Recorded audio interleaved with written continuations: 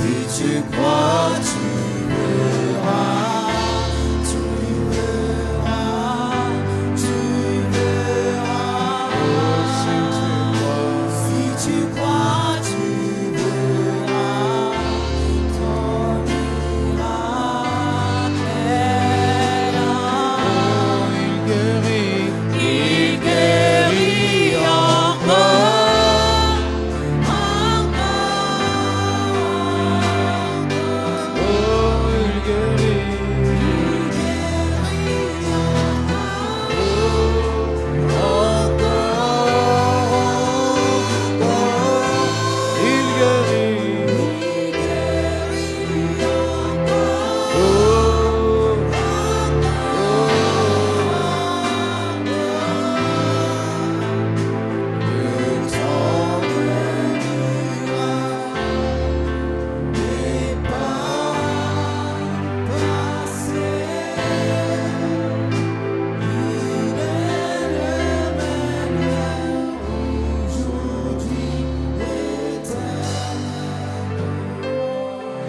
Seigneur, nous te remercions d'être allé à la croix pour nous. Merci d'avoir écrit nos noms dans ces glorieux livres de vie. Merci de nous avoir donné le Saint-Esprit. Merci d'avoir donné dans nos esprits l'assurance du salut. Merci pour ce culte que tu nous donnes comme occasion de travailler notre salut éternel. Nous te recommandons ces cultes d'intercession, ces 60 minutes que nous allons passer dans ta présence pour intensifier la prière. Je demande que tu répandes dans cette église un esprit de prière. Je m'oppose à tout esprit de paresse. Je m'oppose à tout esprit de distraction. Je m'oppose à tout esprit de relâchement. Je m'oppose à tout esprit de lourdeur et de fatigue. Allume ton feu ce soir au milieu de nous et que des hommes et des femmes se lèvent dans ta présence pour prier, pour t'invoquer, pour te chercher. Et quand on te cherche, nous finirons par te trouver. Bénis ce message. Vois les messages et les messagers.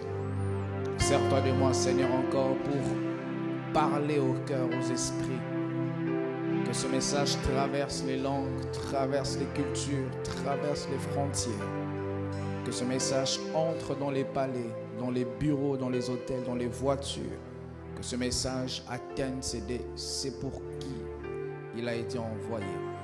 Au nom de Jésus-Christ, nous avons ainsi prié et reçu. Amen. Nous acclamons le Seigneur. Amen. Que Dieu soit béni. Je vous prie de rester debout un instant. J'ai une portion d'écriture à nous proposer. Matthieu chapitre 26. Le texte des bases, c'est le verset 41, mais je souhaite que nous puissions prendre à partir du verset 33 jusqu'au verset 41.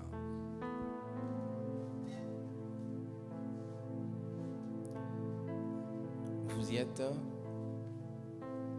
Matthieu 26, allais-je dire, le verset 36 au verset 41. Nous lisons au nom de Jésus. Là-dessus, Jésus alla avec eux dans un lieu appelé Gethsémane. Et il dit aux disciples, « Asseyez-vous ici pendant que je m'éloignerai pour prier. » Il prit avec lui Pierre et les deux fils de Zébédée, et il commença à éprouver de la tristesse et des angoisses. Il leur dit alors, « Mon âme est triste jusqu'à la mort, restez ici et veillez avec moi. » Puis, ayant fait quelques pas en avant, il se jeta sur sa face et pria ainsi, « Mon Père, s'il est possible que cette coupe s'éloigne de moi, toutefois non pas ce que je veux, mais ce que tu veux. » Et il vint vers les disciples qu'il trouva endormis et il dit à Pierre, « Vous n'avez donc pu veiller 1 heure avec moi. Veillez et priez afin que vous ne tombiez pas dans la tentation. L'esprit est bien disposé, mais la chair est faible. » Mais reprenons nos places, s'il vous plaît.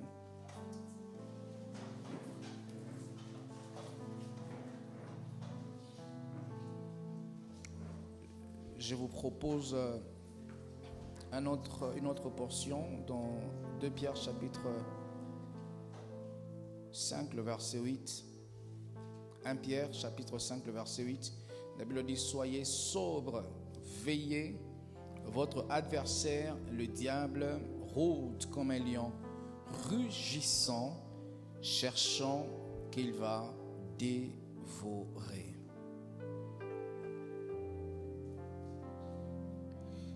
Je lis également le 31e verset de Matthieu chapitre 26. Alors Jésus leur dit: je serai pour vous tous cette nuit une occasion de chute. Cette nuit, pas ce matin, pas ce midi, cette nuit, je serai pour vous tous une occasion de chute, car il est écrit: je frapperai les bergers et les brebis du troupeau seront dispersées. Le thème de mon message ce soir, c'est veiller et prier. Veiller et prier. Le texte que nous avons lu, c'est l'histoire de Jésus dans ses derniers instants sur la terre en tant qu'homme, lorsqu'il s'est préparé pour affronter sa destinée à la croix de Golgotha. La Bible dit: Jésus, il se retrouve avec ses disciples dans un lieu appelé Gethsémane. Gethsémane veut dire littéralement pressoir à huile. S'il faudrait que nous puissions expliquer ou contextualiser Gethsémane, qui est le pressoir à huile, Gethsémane, c'est cette saison de vie où nous nous retrouvons en train d'être justes, mais c'est nous qui subissons l'injustice. Gethsémane, c'est cette saison, cette période de la vie où tu te retrouves à un endroit que tu devais recevoir certains traitements, mais tu reçois les contraires de tous ces traitements. Gethsémane, c'est les passages obligés des chrétiens. La Bible dit: aucun disciple n'est plus grand que son maître.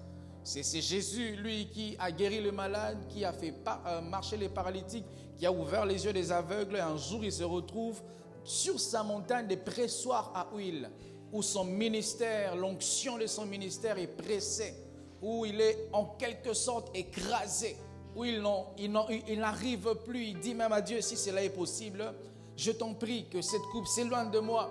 C'est dans cette saison où on se retrouve dans un carrefour, on ne sait pas quelle direction prendre, où on se pose des questions. Est-ce que vraiment j'ai pris la bonne décision d'épouser cette femme, d'épouser cet homme? Est-ce que j'ai vraiment pris la bonne décision d'investir dans ces domaines? Est-ce que j'ai vraiment pris la bonne décision de me convertir à Jésus? Lorsque tu vois ta vie avant Jésus et ta vie chrétienne, tu as comme l'impression que tu as rétrogradé. Tu es en train de traverser ton Gethsémane. Tu es en train d'être sur la montagne qu'on appelle Gethsémane, où l'huile est en train d'être pressée. Et Jésus, il prend dans cette phase sombre de son ministère des alliés pour le soutenir. J'aimerais dire, mes frères et sœurs, Dieu ne nous donne pas l'église seulement pour que nous puissions tomber sous l'onction. Dieu nous donne aussi l'église pour être soutenus par des frères et sœurs. Quand les choses ne vont pas bien, tu as le droit de me dire: pasteur, prie avec moi, prie pour moi. Et moi, quand les choses ne vont pas bien, j'ai le droit de t'appeler frère, prie pour moi. Jésus lui-même, le Fils de Dieu, qui n'avait besoin de personne, la Bible dit, il a pris avec lui ses disciples et ils sont montés. Il prend principalement Pierre et 2 autres disciples. Et il dit: veillez avec moi, priez avec moi, cherchez Dieu avec moi. Ces problèmes, je me suis lutté avec depuis des années, je n'arrive pas. Priez avec moi. Je me suis fixé les objectifs, j'ai mis sur pied des stratégies, des planifications, mais je sens que j'ai besoin d'un coup de pouce. Priez avec moi, veillez avec moi. Et la Bible dit: Jésus, il monte, il fait quelques pas, il tombe dans l'angoisse, il s'agenouille, il pleure, il dit à Dieu: Père, s'il est possible que cette coupe s'éloigne de moi. Avant cet épisode, Jésus se retrouve avec ses disciples pour leur parler. Les gens des discours qui n'avaient pas l'habitude de tenir, il leur dit: cette nuit, je serai pour vous une occasion de chute. Pas demain, pas à midi, pas à 14h, mais cette nuit, moi, Jésus, je serai pour vous une occasion de chute. On frappera les bergers et les brebis se disperseront. Et Jésus, il prend donc son équipe, ils se mettent à prier, ils se mettent à veiller. J'ai envie de dire, Jésus prend son équipe pour l'idée de veiller. Il prend son équipe avec l'intention de veiller. Il prend son équipe avec l'intention d'être soutenu. On m'arrange le son, s'il vous plaît. Il prend son équipe avec l'idée que le frère t'aide, que l'église t'aide, que les pasteurs t'aident. quelquefois, il est bon qu'on nous rappelle, il y a des prières qu'on priera pour nous. Il y a des prières même, on priera avec nous. Mais quelquefois, il y a des prières qu'on doit seul se tenir devant Dieu. Même lorsque Pierre est ton disciple que tu aimes, même lorsque ta sœur de la chorale, tu l'aimes, ton frère, ton pasteur, il y aura quelquefois, il va dormir. Tu es le seul à te tenir devant Dieu afin de veiller. On priera pour toi, c'est vrai, mais on ne priera pas à ta place. Je peux prier pour toi, tu peux prier pour moi, mais ta prière ne remplacera pas ma prière. Je peux prier pour toi, mais ma prière pour toi ne peut jamais remplacer ta propre prière. Et Jésus, il revient, il trouve les disciples endormis. Il leur dit, mais vous n'avez pas pu veiller avec moi seulement 1 heure.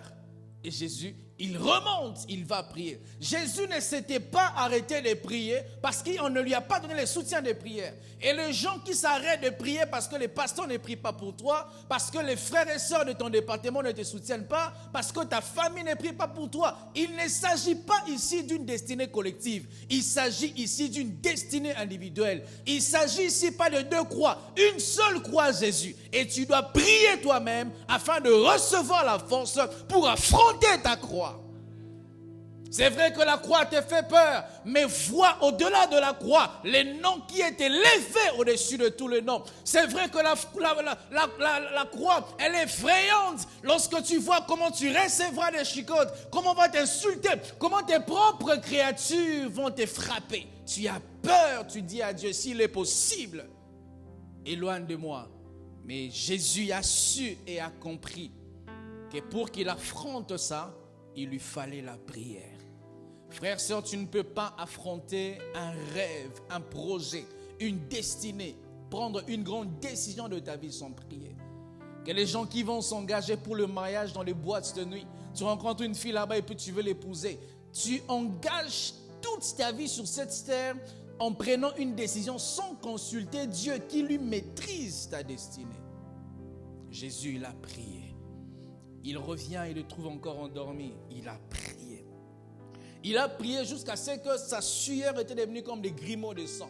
Il a prié jusqu'à angoisser. Il a prié. Apparemment, Jésus, plus on ne le soutenait pas, plus il devenait le propre soutien de sa vie. Plus les gens ne lui donnaient pas ce qu'il demandait comme soutien. C'est assez bizarre. Jésus n'a pas appelé les disciples pour qu'ils vivent les spectacles. Jésus les a appelés pour avoir un soutien. Mais malgré qu'ils arrivent à l'endroit du soutien, ils ne donnent pas de soutien. Et Jésus devient lui-même son propre soutien. Quelquefois dans la vie avec les gens, on va se dire, on va investir, tu amèneras telle somme d'argent. Mais c'est toi le visionnaire. Même s'ils arrivent à ce niveau, ils n'apportent pas leur contribution, donne. Lorsqu'à l'église, on demande l'argent, on donne pas. Si le pasteur, tu as l'argent, donne. C'est pourquoi il est important que Dieu bénisse les pasteurs. Jésus leur a dit, veillez et priez. À l'impératif, veillez et priez. Parce que si vous ne veillez pas cette nuit même, je serai pour vous une occasion de chute. Lorsqu'on parle de ces verbes veiller, c'est un verbe qui prend 3 sens. Le premier sens, c'est un verbe transitif mais indirect. Et le deuxième sens, ce qui me concerne, c'est un verbe intransitif qui n'a pas besoin de s'accorder avec un complément d'objet direct. Et le troisième sens, c'est un verbe transitif tout simplement. Mais dans ce qui me concerne, c'est dans ce texte d'ailleurs, c'est un verbe qui est intransitif. Et ça signifie principalement 4 choses. Premièrement, veiller veut dire rester éveillé pendant les temps ordinairement consacrés au sommeil. Jésus ici demande aux disciples, vous devez rester éveillé à un temps qui est ordinairement consacré pour se reposer. Mais vous devez rester éveillé. Je vous ai lu ici, Jésus leur dit dans la nuit, cette nuit même. La nuit, c'est un temps où on doit être dans l'inactivité. La nuit, c'est un temps où on doit se reposer. La nuit, c'est un temps où on se dit, j'ai beaucoup travaillé la journée et il faut que j'aille me reposer. Jésus leur a dit, cette nuit où tu étais censé te reposer, tu dois veiller. Et plusieurs personnes, nous arrivons à certains stades de nos vies et on pense que nous sommes arrivés et on veut se reposer. Lorsque nous voulons nous reposer, c'est quand Satan va frapper. La Bible dit dans 1 Pierre chapitre 5, le verset 8, votre adversaire, le diable, rôde comme un lion rugissant. Soyez sobre et veillez. Étonnant de savoir que ce texte nous révèle que le diable n'est pas l'adversaire de Dieu. Dieu est trop grand pour avoir un adversaire comme Satan. La Bible dit, votre adversaire, les chrétiens, ton adversaire n'est pas ton frère. Ton adversaire n'est pas ta soeur. Ton adversaire n'est même pas ton oncle là, que tu prétends qu'il bloque ton mariage. Ton adversaire, c'est Satan, le diable, qui passe par les hommes qui n'ont pas Jésus. Il dit, votre adversaire, il rôde. Il rôde. Rôder, c'est pas camper. Rôder, c'est être permanemment en activité, permanemment en mouvement, dans le but de trouver une brèche pour entrer. Il rôde. Il rôde. En janvier, il a rôdé autour de toi pour voir si tu étais cupide. Il n'a pas vu la brèche de la cupidité. Il revient en février, il rôde. Il voit si tu as ouvert la brèche du mensonge pour entrer. Il n'a pas vu la brèche. Mais tant que tu n'es pas allé au ciel avec Jésus, il continuera à rôder avec espoir de trouver une brèche.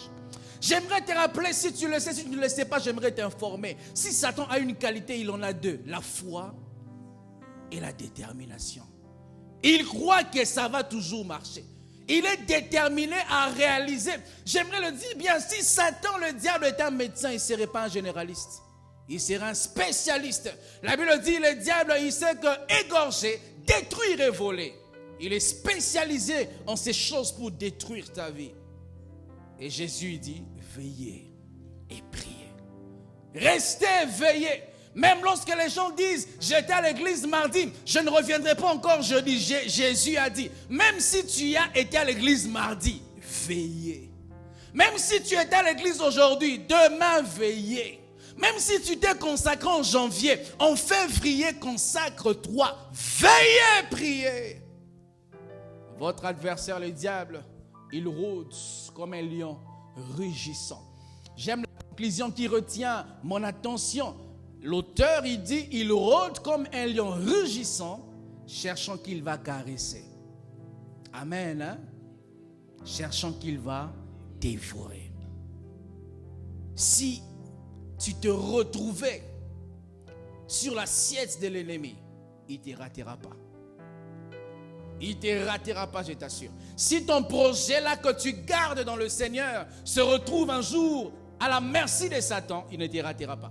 Si tes fiançailles qui promettent une gloire dans le mariage, dans le futur, où Dieu se servira de vous comme un couple modèle, si ces fiançailles sont exposées à la merci du diable, je peux te rassurer, il ne te ratera pas. Le diable est un adversaire expérimenté. J'ai envie de dire, est un adversaire surentraîné. Il a combattu des hommes comme toi des milliers d'années.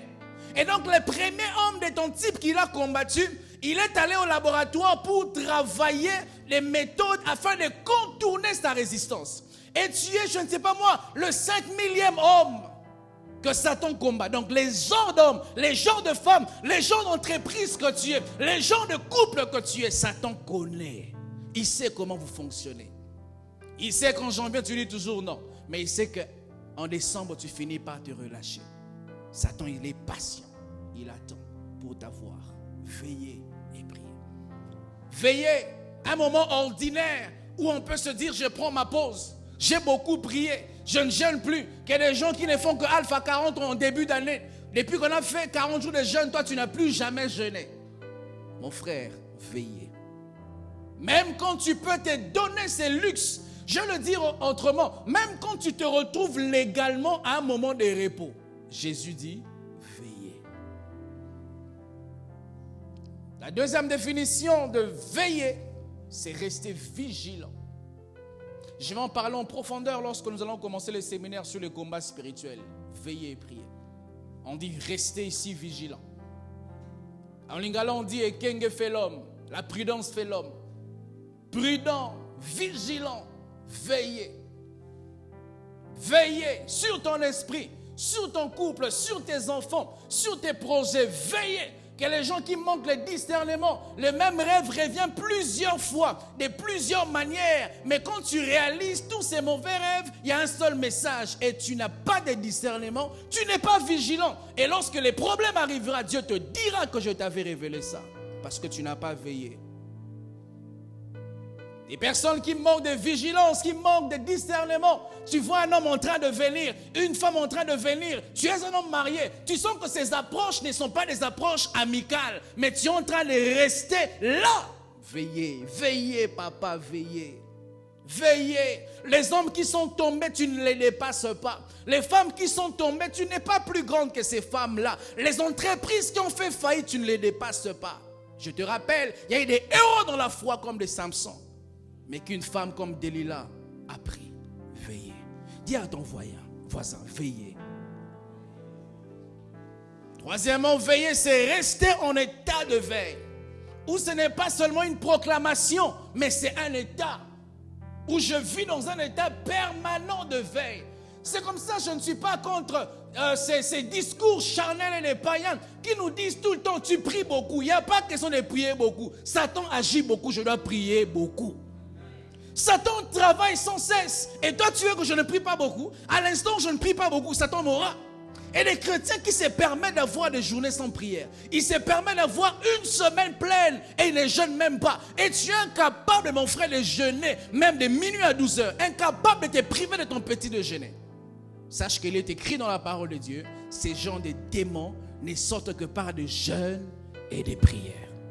Les démons te résistent, non pas que tu n'es pas enfant de Dieu, tu l'es, mais tu ne mélanges pas une dose de veillée. Ton esprit n'est pas dans un état de veillée. Et tu dépends tout le temps des pasteurs. Prie pour moi, pasteur. Frère, prie pour moi. Ton pasteur prie pour toi. Tu es insatisfait. Un autre prophète dans le secret, il prie pour toi. Jusqu'à ce que tu commences à confondre les choses de Dieu et les choses occultes.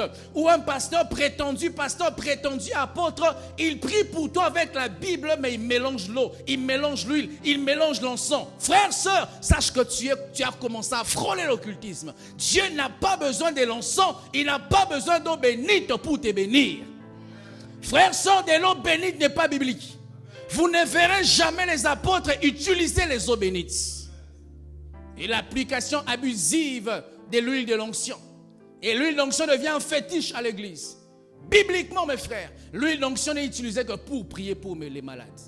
La Bible dit, si quelqu'un parmi vous est-il malade, qu'il appelle les anciens, qu'il prie pour lui en loignant d'huile et il sera guéri. Abusivement, on utilise l'huile d'onction.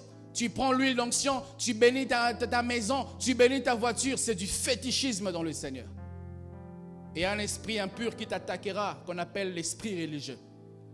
Un esprit impur comme l'esprit de masturbation, de l'impudicité. Mais lui, il n'agit pas pour te manifester les mauvaises choses. Il agit en te maintenant dans les bonnes mauvaises choses de Dieu.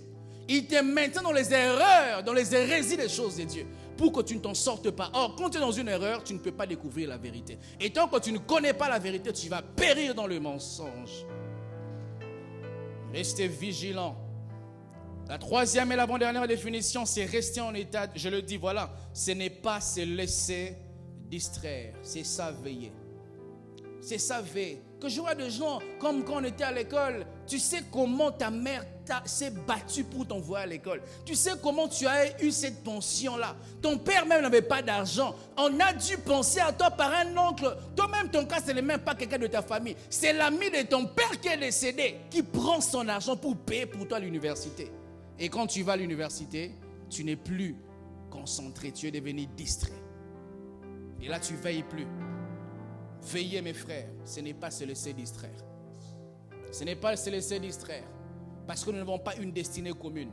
Même si les autres font ce qu'ils font, toi tu ne peux pas le faire parce que tu n'es pas les autres.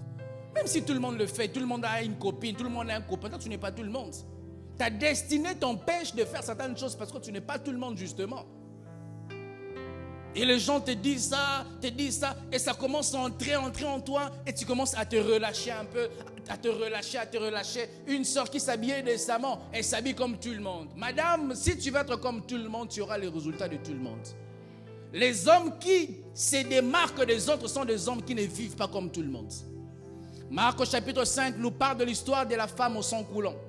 Jésus était entouré de la foule. C'est bizarre, hein? La Bible dit que la foule entourait Jésus, mais avait une femme qui s'est démarquée. Elle se disait en elle-même, si je puis seulement toucher les pans de sa robe, je serai guéri. Et à l'instant où elle touche Jésus, Jésus réagit. Et il pose une question, j'ai envie de dire, bête question.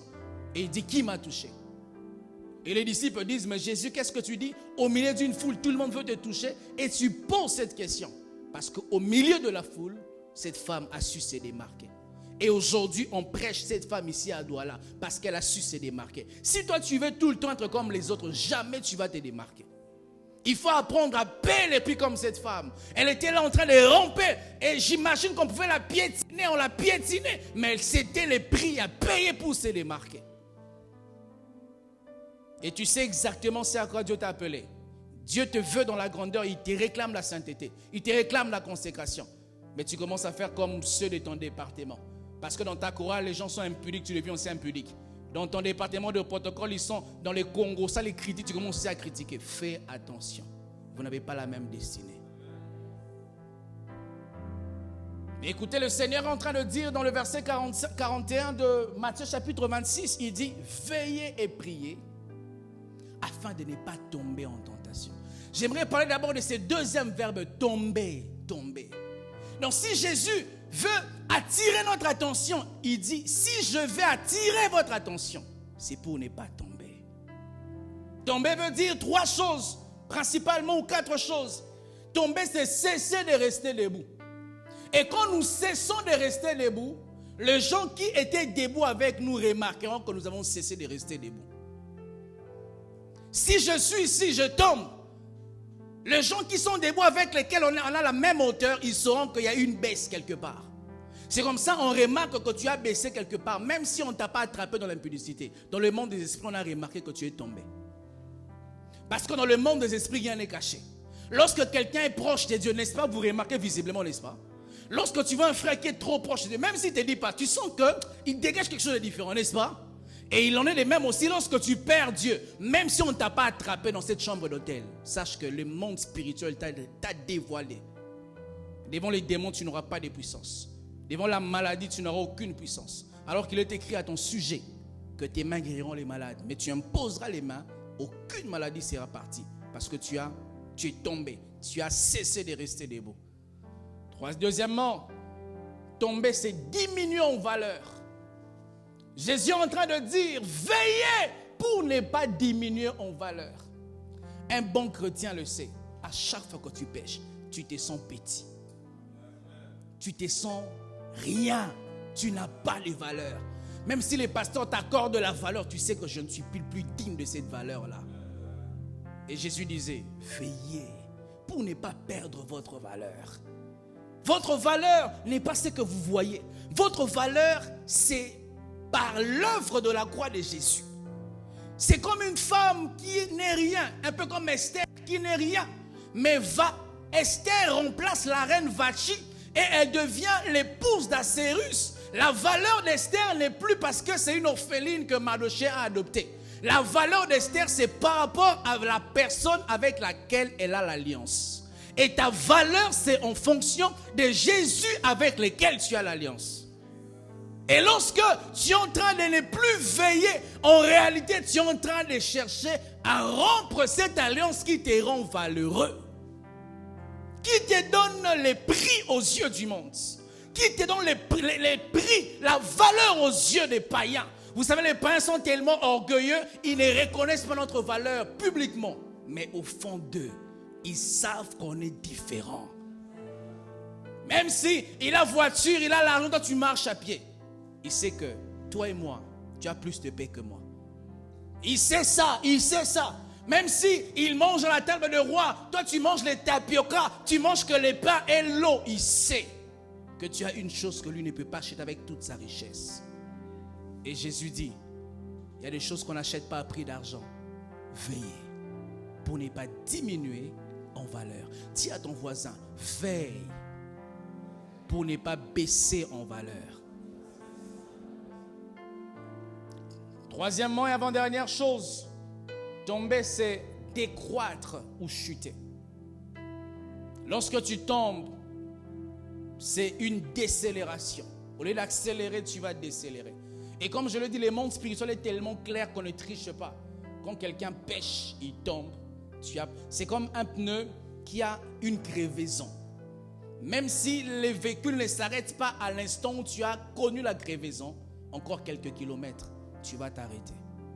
Il y a des gens, ils ont commencé la course de la vie chrétienne et se sont arrêtés parce qu'ils sont tombés. Avec un pasteur saint, un pasteur craignant Dieu, un pasteur honnête et dans leur secret impudique, voleurs, ils volent les offrandes, ils couchent avec des femmes à l'église, ils volent les fidèles dans leur maison, le pasteur ne les fait jamais. Et c'est une crevaison. Sache qu'un jour, tu vas arrêter la course. Un jour, le Seigneur de l'église, il va t'éjecter de cette course. Que les serviteurs de Dieu qui ont bien commencé, aimant Dieu, remplis d'humilité, et Dieu commençait à les élever, ils ont eu des trônes à l'église. Des trônes. C'est une crevaison. Sans prophétie, même si je ne te vois pas arrêter maintenant, tu sais que ta course ne va pas aboutir, tu vas t'arrêter. Dernière chose, tomber, c'est faire une chute accidentelle en étant porté vers les bas. Lorsque nous tombons, nous faisons une chute accidentelle. Parce que si je ne le dis pas comme ça, accidentelle, toi tu vas dire que pasteur, je n'étais pas tombé expressement. Ma chute n'était pas volontaire,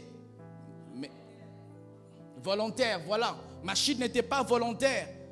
Mais tomber, c'est aussi faire une chute qui est accidentelle. C'est comme si j'ai volé. J'ai appris que dans la gendarmerie ou dans la police, lorsqu'on fait les enquêtes pour rechercher un objet volé, si on te retrouve avec un téléphone volé que quelqu'un t'a vendu, tu es complice. Même si toi tu ne savais pas, le fait que tu as acheté un téléphone volé par accident, on va t'arrêter. Et quand tu tombes, même accidentellement, oh pasteur, j'avais seulement vu l'argent à l'église, personne n'avait laissé ça, j'ai pris ça, c'est ton argent. Tu as vu ça dans ta chambre, cet argent-là, et tu prends ça. C'est une chute accidentelle. Mais le but de cette chute accidentelle, c'est de te porter vers les bas. Toi qui as une vie chrétienne banale, superficielle, tu nous regarderas avancer. Nous qui paraissons pour un début comme des bêtes, des idiots, nous qui paraissons comme des gens qui perdent leur temps. Laisse-moi 2 ans, tu verras la différence que Dieu marquera entre toi et moi. Moi qui chaque jour je viens, frère, il arrive de venir à l'église ici toute la semaine, même s'il n'y a pas de culte. Et tu penses que Dieu voudra que j'ai la même vie que toi? Non, non, non.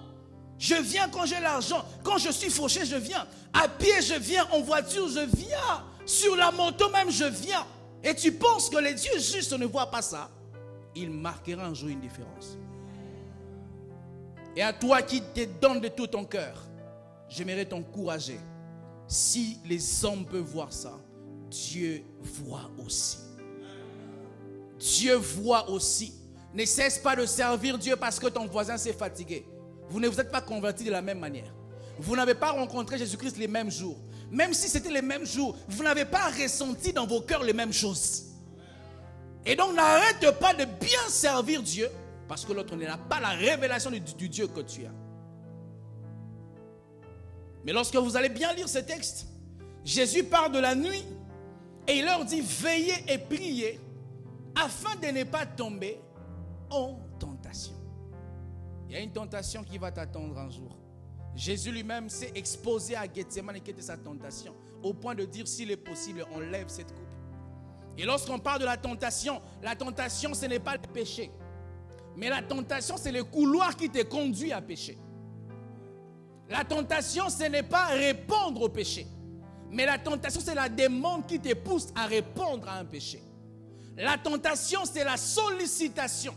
La tentation, c'est ce qui t'attire. Ce qui t'attire ne t'a pas encore attrapé. Mais si tu ne sais pas veiller et prier pour que ce qui t'attire ne t'attrape pas, tu finiras par être attrapé par ce qui t'a attiré. Tu vois, aujourd'hui on dit, cet homme de Dieu-là a péché. Cette sœur-là est engrossée.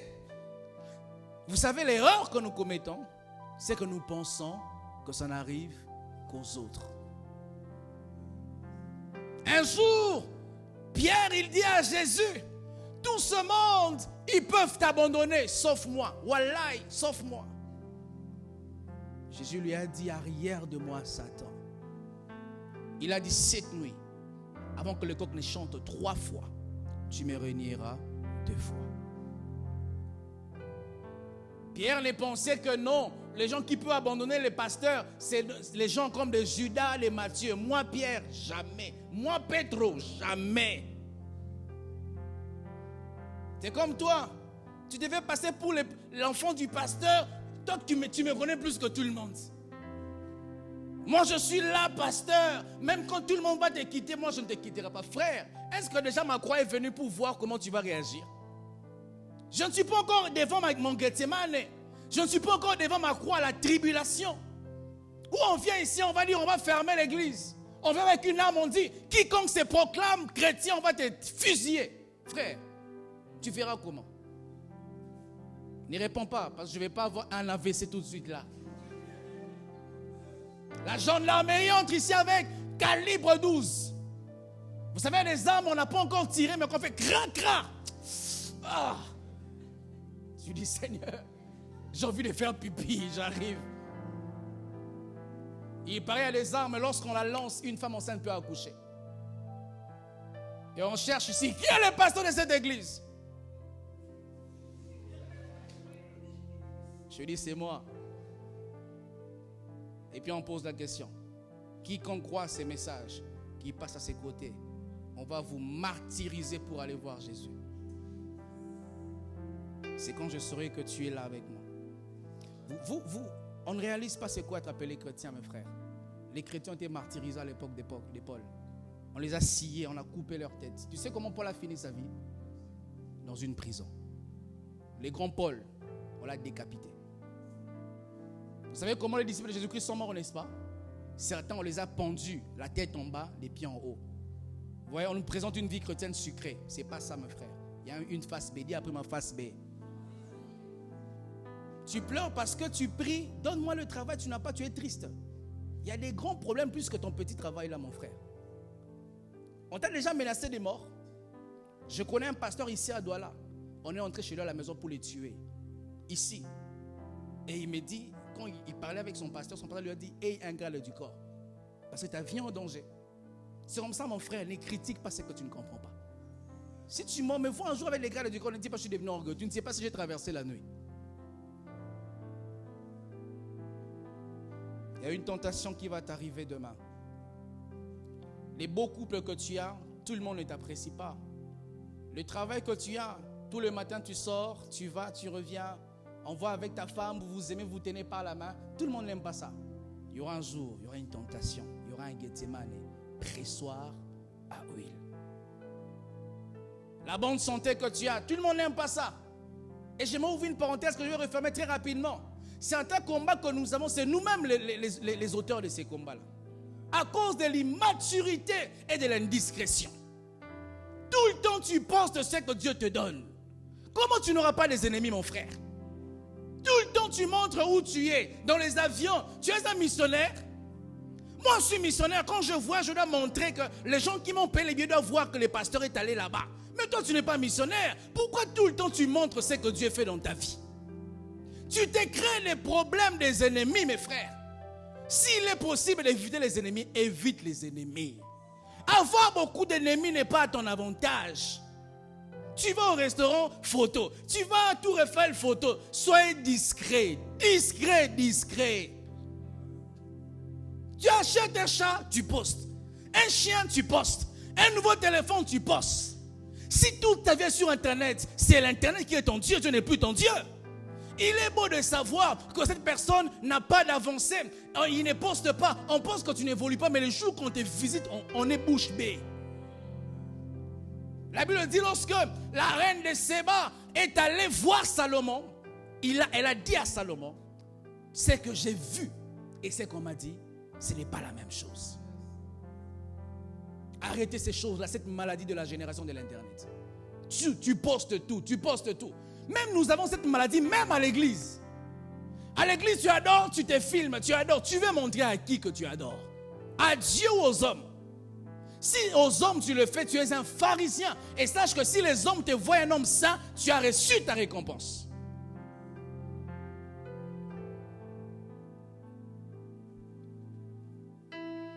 J'aimerais finir en disant 3 choses avant que nous puissions prier. La sollicitation à la tentation peut provenir principalement de 3 choses. La chair. Ta chair un jour va te tenter. La chair n'est pas ton corps. La chair, c'est ta nature déchue qui utilise ton corps. c'est la mauvaise nature que tu as qui n'aime pas naturellement les bonnes choses. C'est la mauvaise nature que tu as qui te fait toujours aller à droite là où tout le monde veut aller à gauche. C'est l'esprit indomptable que tu as là. Ma soeur, les manches que tu n'as pas, ce n'est pas un démon. Ton oncle qui reçoit le feu tout le nuit, pardon, qui se repose, ce n'est pas ton oncle. Vous savez, il y a des problèmes, mais Satan s'étonne. Lorsqu'on l'accuse, je suis célibataire, pourquoi? Dieu c'est mon oncle, Dieu c'est Satan, moi. Tu n'es pas là sur ma liste, c'est toi-même le problème, ma soeur. Tu es indomptable. Tu es la lionne indomptable. Je ne peux pas être soumise à un homme. J'ai bac plus 4, j'ai bac plus 5, j'ai doctorat. Que ton doctorat t'épouse et te fasse des bisous et des enfants. C'est ta chair qui veut se réveiller. Tu vas perdre le travail à cause de ces côtés impulsifs que tu as là. Les gens impulsifs, où ton patron te parle, tu dis rien, mais plus il parle, tu deviens rouge. Patron, arrête patron. Et si tu es un peu comme les dessins animés, ici comme une cheminée, la fumée sort, la fumée. Au Congo on appelle ça, comment on appelle ça, zagué, où tu trembles comme ça. Quand tu trembles, c'est pas l'onction. La décharge, si je t'ai fait mal, on te retrouve à la Kintini là-bas. Et tu manques du respect à ton patron au travail. Tu ne veux même pas que ton patron, tu ne supportes pas l'autorité. C'est ta chair, rebelle comme tout. Lorsqu'on dit un chrétien n'est pas infidèle, ta chair ne veut pas. Ou même tu te donnes des versets qui se trouvent dans les glossaires. Dans toute ma vie, je connaissais qu'une seule femme, oui, toute ta vie. Un seul homme, une seule femme. La Bible dit la chair a des désirs contraires à ceux de l'esprit. De deux, les hommes, Satan peut se servir des hommes charnels pour qu'ils te tentent vers le mal. Jésus-Christ a dit à Pierre, arrière de moi, Satan. Que de gens qui cèdent au péché, qui cèdent à la tentation, parce que c'est lui qui lui avait présenté l'évangile, vient lui présenter les mensonges. Si je t'ai présenté les médicaments de guérison, je n'ai pas le droit de te présenter les poisons. Et les gens, nous acceptons de consommer les poisons parce que c'est lui qui me le présente, c'est lui qui m'a présenté Jésus. Les encadreurs qui couchent avec leur sœur, c'est comme un médecin qui couche avec son patient. C'est grave, vous savez ça.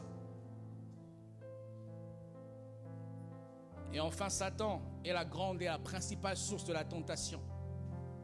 Dans le désert, Satan se montre un jour devant l'ennemi, devant Jésus, pour le tenter. Et lui dire, si tu es le Fils de Dieu, il veut susciter en lui la chair, l'orgueil. Si tu es, dis à cette pierre. Jésus-Christ ne l'a jamais fait parce que sa chair était brisée. Il ne l'a jamais fait parce qu'il voyait une gloire qui s'est cachée derrière cette tentation-là. Mais j'aimerais conclure pour dire une chose. Jésus qui a veillé et prié a su résister à la tentation. Pierre qui n'a pas su veiller et prier a succombé à la tentation. Les hommes qui veillent et qui prient, un jour, la tentation viendra vers toi. À l'église, nous sommes là tous, nous prétendons, quand on va dire on va prier, on va te voir comment nous tous on prie, toi les yeux ouverts comme un sorcier qui vient voûter les cultes. Un jour ça se saura, lorsque tu seras devant la tentation de ta destinée, ça se saura si tu seras en mesure de résister à la tentation. Ton Gethsemane arrivera un jour. Un jour, on te proposera l'occultisme. Un jour, on te proposera adhérer à une secte. Et c'est quand la force que tu as eue en veillant et en priant va se manifester. La force que tu manifesteras devant la tentation, ça ne sera pas une force qui te viendra de Dieu. C'est une force que Dieu va te donner, que tu as emmagasiné. Un distributeur de billets ne peut pas te donner un billet si tu n'as pas introduit un billet. Il faudrait introduire la force dans la prière afin que le jour de la tentation te trouve être fort. Il faut apprendre à faire des prières préventives pour ne pas en faire des prières curatives. Toi qui n'es pas encore marié, tu dois prier pour ton mariage. Tu dois prier pour ta future femme, ton futur mari. Même si tu ne le connais pas, même si tu ne l'as pas rencontré, une chose est sûre, il existe quelque part. Elle existe quelque part. Tu dois prier pour le travail de ta carrière, le travail de ta destinée, même si on ne t'a pas encore engagé. Tu dois prier pour les projets de ta destinée, pour que lorsque ces choses arriveront, que la force de Dieu puisse être comme un bouclier pour toi, pour ne pas céder. Que les anciens chrétiens qui sont devenus des futurs boss, des futurs riches, un frère pauvre qui priait, qui craignait Dieu, il a eu un travail, il commence à voyager au moins 2 fois par mois et il oublie l'église, il oublie Dieu. J'ai envie de dire, Dieu a commis l'erreur de te bénir. Tu pouvais venir à pied à l'église. Sous la pluie, tu venais à pied. Dieu a commis l'erreur de te donner ce travail-là. Qu'est-ce qui te fera tenir face à ces tentations? C'est veiller maintenant et prier. C'est se tenir à la brèche, mes frères. Tu n'as pas besoin de voir le problème pour prier. Avant que le problème n'arrive, prie. Avant que les tribulations de la chair viennent t'emporter, prie, papa. Avant que Satan vienne donner les coups à ton mariage, maman, prie. Prie. Prie, je t'assure. Prie, ma soeur. Avant que la chair commence à brûler, où tu sais, tu commences à demander à Dieu pardon pour l'impudicité que tu vas faire parce que la pression elle est intense. Aujourd'hui, prie. Prie. Et Dieu te couvrira de son ombre et aucun mal ne pourra t'atteindre. Aucun péché ne peut t'avoir. La prière rend fort tes anticorps spirituels. La prière affermit tes anticorps spirituels. Les hommes qui ne tombent pas ne sont pas des Superman. Ce sont des hommes qui veillent et qui prient. Les hommes qui sont vigilants et ils prient. Les hommes qui sont à la brèche, ils cherchent Dieu. Alors que toi, tu vas rentrer, tu vas suivre un novelas. Lui, il va prier encore. Il va prier. Il vient de la prière, il rentre dans la prière. Jésus, sa vie était montagne, retraite. Et Jésus n'a pas commis de péché. Il est resté à la hauteur de sa vie. On n'a jamais entendu les scandales au nom de Jésus. Parce que Jésus veillait. Et ici, je ne parle pas de veiller pour un but. Je parle de veiller pour l'éternité. N'est pas veiller parce que tu dois te marier. N'est pas veiller parce que tu as un visa, que tu dois avoir un travail. Non, tu dois veiller parce que tu as une éternité à gagner. Tu dois veiller parce que tu as un enfer à éviter. Tu dois veiller parce qu'un jour tu dois voir Jésus. Un jour tu dois voir Dieu. Et la Bible dit, ceux qui persévéreront jusqu'à la fin seront sauvés. Que Dieu vous bénisse abondamment. Nous nous tenons debout, nous allons prier.